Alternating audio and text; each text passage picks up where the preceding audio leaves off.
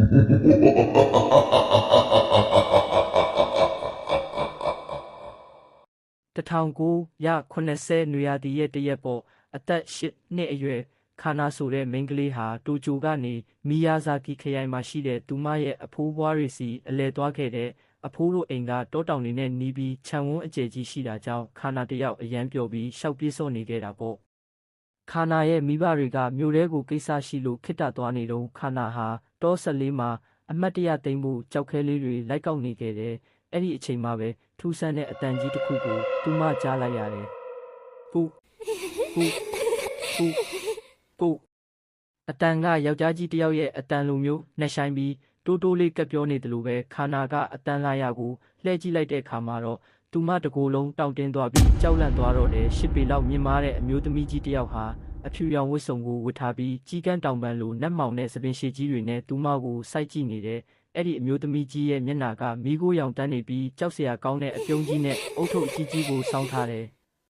ခါနာဟာကြောက်လွန်းလို့အော်ဖို့တောင်အတန်မထွက်နိုင်ဘူးအဲ့ဒီနောက်အမျိုးသမီးကြီးကတောထဲကိုပြန်ဆုတ်သွားပြီးပျောက်ကွယ်သွားတယ်ခါနာဟာအိမ်ကိုအမြန်ပြေးပြန်ပြီးအဖွားဖြစ်သူကိုအကြောင်းစုံပြောပြလိုက်တယ်အဖွားကဇလန်းကိုကြားရတဲ့အခါမျက်နှာကတေလိုမတက်ဖြူဖြောသွားပြီးခါနာရဲ့လက်မောင်းကိုကင်ကားနင်းဘာကိုမြင်ခဲ့တာလဲဘာအတန်ကြားခဲ့တာလဲဆိုပြီးတုံတုံရင်းနဲ့မေးတော့တာပဲ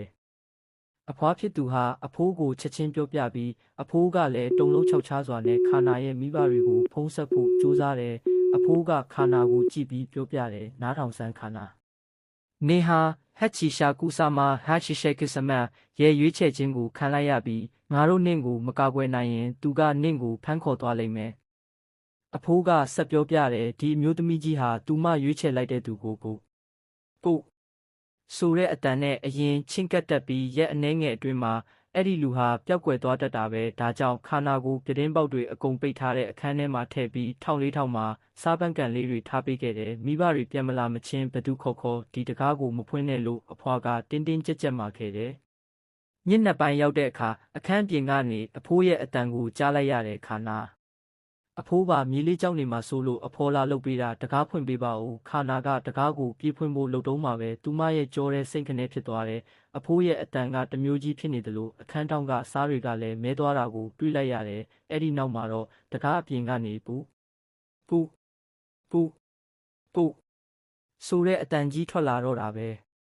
မနက်လင်းတဲ့အခါမိဘတွေရောက်လာပြီးခါနာကိုတိုကျိုကိုအမြန်ဆုံးခေါ်ထုတ်သွားခဲ့တယ်။နင်းဒီနယ်မြေကိုဘယ်တော့မှပြန်မလာပါနဲ့တော့လို့အဖွားကနောက်ဆုံးမှလိုက်တဲ့နှစ်တွေအကြာကြီးခါနာဟာမီယာဇာကီကိုမပြန်ဘဲနေခဲ့တယ်။ဒါပေမဲ့မကြသေးခင်ကအဖွားဖြစ်သူစီကဖုံးဝင်လာတယ်